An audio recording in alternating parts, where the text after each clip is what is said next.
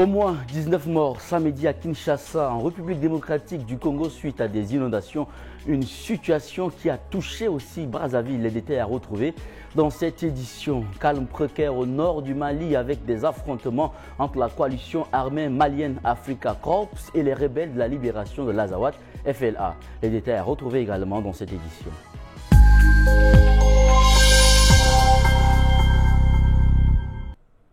Mesdames et messieurs, bonsoir et bienvenue sur Tchad Info TV. Des pluies diluviennes ont provoqué samedi des inondations meurtrières à Kinshasa, en République démocratique du Congo, faisant au moins 19 morts selon les autorités. Des dégâts ont également été rapportés dans la capitale voisine, Brazzaville. Au moins 19 personnes sont mortes samedi à Kinshasa, en République démocratique du Congo, dans les inondations survenues après des pluies torrentielles. Ce soir, nous avons un bilan provisoire de 19 morts, 17 dans la commune de Ngaliema, 2 à Lemba et plus de 500 ménages ont été inondés dans la commune de Matete, a détaillé le ministre provincial de l'Intérieur, Thierry Kabouya. Il a aussi fait état d'importants dégâts matériels et des routes endommagées. Ces fortes pluies interviennent alors que la capitale est entrée depuis plus de 2 semaines dans une saison sèche.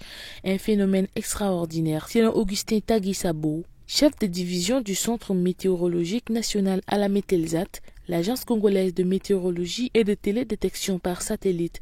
Ce phénomène rare est dû à la perturbation climatique, due notamment à une saison sèche formelle, dit-il. Un vent de nord-ouest venant du golfe de Guinée est en train de pénétrer sur le continent par la partie ouest. Il traverse le Gabon, le Congo-Brazzaville, ainsi que la ville-province de Kinshasa et amène avec lui des masses de pluie.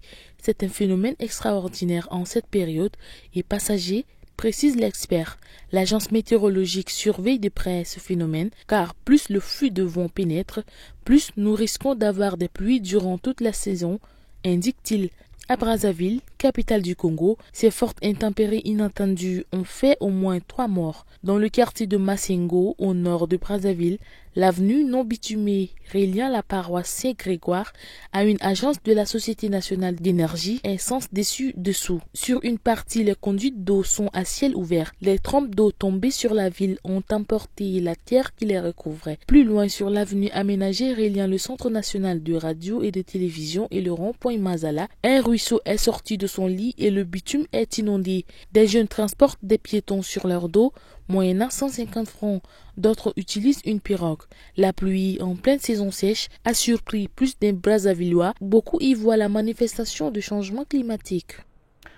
Au Mali, un calme précaire règne sur le terrain dans le nord après les affrontements de vendredi 13 juin entre la coalition armée malienne et Africa Corps ex-Wagner et les rebelles maliens du Front de libération de l'Azawad, FLA.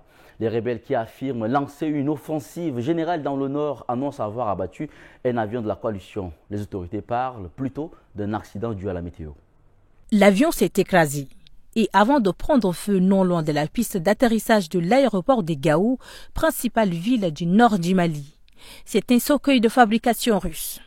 Les deux pilotes, également russes, sont sains et saufs. Des pirogues ont aidé à transporter les débris de l'appareil. Sur des vidéos authentifiées, on aperçoit des combattants russes de Africa Corps, armant bandoulières, surveillant les restes de l'aéronef. Selon l'armée malienne, les conditions météorologiques défavorables sont responsables de la chute de l'appareil. Faux, répondent les rebelles maliens du Front de libération de l'Azawad. Ils affirment avoir abattu l'appareil selon le porte-parole du FLA, Mohamed El Maouloud Ramadan. Nous confirmons que c'est le FLA qui a abattu l'avion aujourd'hui. Ce sont les tirs du FLA qui ont causé la chute de cet appareil. Il ajoute que les rebelles du Front de libération de l'Azawad lancent une offensive générale. L'armée malienne, de son côté, dans ses derniers communiqués publiés, affirme contrôler la situation sur toute l'étendue du territoire national. L'Israël et l'Iran se sont à nouveau attaqués dans la nuit de samedi 14 à dimanche 15 juin, au 3e jour d'un conflit dont le président américain Donald Trump a dit qu'il pourrait être facilement arrêté, tout en mettant en garde Téhéran de ne pas frapper de cibles américaines. Donald Trump a salué l'opération israélienne, débutée dans la nuit du 12 au 13 juin, tout en démontant les affirmations de l'Iran selon lesquelles Les États-Unis y ont pris part. Téhéran dit avoir de solides preuves sur un soutien des forces américaines aux attaques israéliennes. Un responsable américain a néanmoins indiqué que les États-Unis avaient aidé Israël à battre des missiles iraniens. Les États-Unis, qui avaient qualifié jeudi soir d'unilatérale l'attaque d'Israël sur l'Iran, ont cependant aidé leurs alliés à battre des missiles iraniens visant le territoire israélien. Nous sommes assez proches d'un bon accord, avait déclaré jeudi 12 juin le président américain Donald Trump, ajoutant à propos des Israéliens « Je ne veux pas qu'ils interviennent, car cela pourrait tout capoter ». Le premier ministre israélien Netanyahou, qui n'a jamais caché son hostilité vis-à-vis de ces discussions, a passé outre. Donald Trump n'a donné aucun détail sur l'accord qui pourrait être trouvé entre les deux pays. Dans ce contexte de guerre, Téhéran a annulé sa participation aux discussions sur son programme nucléaire, accusant Israël de les avoir sapées. Elles étaient jugées par Washington comme le seul chemin pour mettre fin au bombardement israélien, tandis que le premier ministre israélien Benjamin Netanyahou déclarait que les attaques israéliennes n'étaient jusqu'ici rien comparé à ce que l'Iran allait voir dans les prochains jours. Allié d'Israël, Donald Trump avait pourtant appelé vendredi l'Iran à conclure un accord avec les États-Unis sur son programme nucléaire. Le président français est arrivé dimanche 15 juin au Groenland pour une visite officielle quelques heures avant l'ouverture du G7 au Canada. Il s'agit, selon l'Élysée, d'affirmer le soutien de l'Europe à ce territoire autonome du Danemark, alors que Donald Trump a menacé d'annexer pour ses richesses minières et sa position stratégique.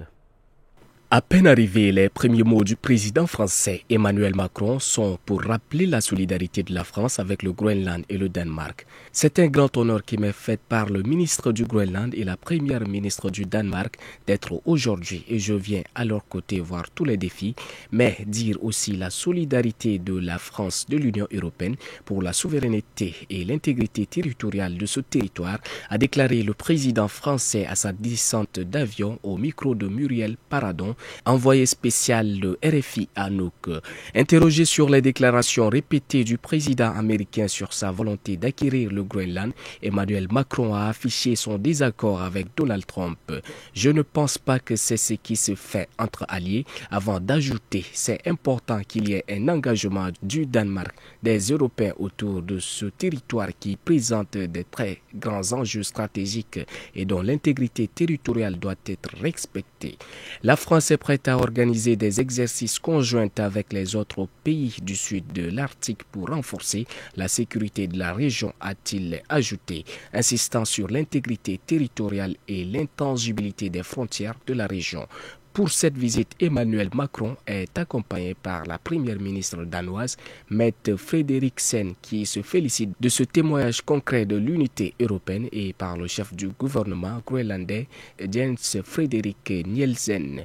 Emmanuel Macron est le premier chef d'État étranger à mettre le pied sur ce territoire grand comme 4 fois la France et couvert à 80% des glaces.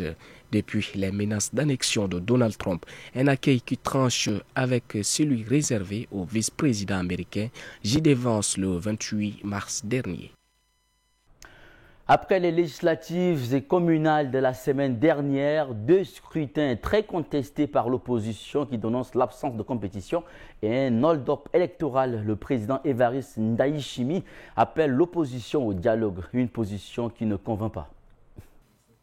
Depuis l'annonce par la Commission électorale nationale indépendante d'une victoire totale du CNDD-FDD au pouvoir avec 100% des sièges en jeu à l'Assemblée nationale, l'opposition est vent debout. Elle dénonce concernant les élections législatives et communales l'absence de compétition et un hold-up électoral.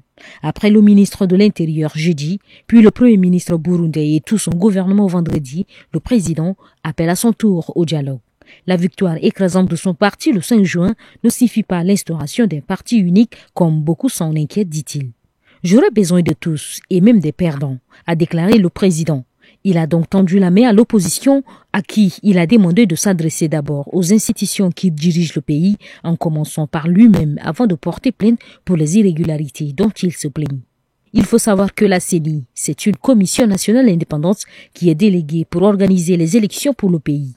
Donc, Si les agents de la CENI font mal leur travail, ceux qui sont lésés ont toute l'attitude de se référer aux institutions pour leur dire « ceux que vous avez désignés sont en train de travailler contre nous. C'est pourquoi il faut d'abord voir les institutions qui dirigent le pays », a-t-il déclaré. Cette proposition a fait tiquer plus d'un dans l'opposition burundaise, à commencer par le porte-parole de la coalition Burundi, Baboz. Il rappelle que les élections sont réglées normalement par un cadre légal très strict. Pendant la campagne, le président se présentait comme le leader principal du parti au pouvoir. S'il faut faire un recours auprès de lui, c'est une forme d'arrangement politique sans cadre légal. Le cadre légal prévoit des recours qu'il faut faire, mais ne cite pas la présidence de la République, estime Kefani Bissi. Un autre opposant qui a requis l'anonymat estime que la sortie médiatique du chef de l'exécutif burundais sur le processus électoral est une faute politique qui vient confirmer que la CENI est aux ordres, comme on l'a toujours dit. Et c'est la fin de cette édition, mesdames et messieurs. Merci de l'avoir suivi. Très bonne suite de programme sur Tchad Info TV, votre chaîne d'information.